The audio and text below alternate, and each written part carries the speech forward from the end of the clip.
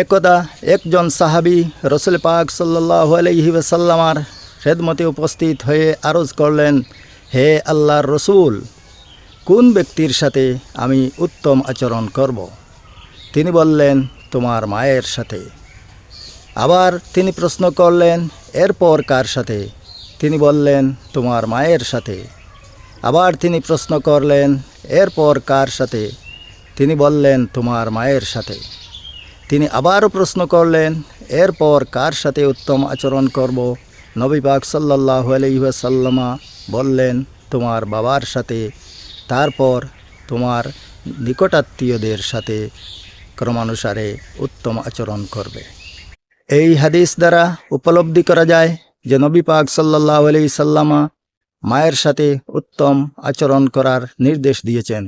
তারপর বলেছেন, তোমার বাবার সাথে উত্তম আচরণ করবে এবং তারপর তোমার নিকটাত্মীয়ের সাথে সদ্ব্যবহার করার নির্দেশ দিয়েছেন।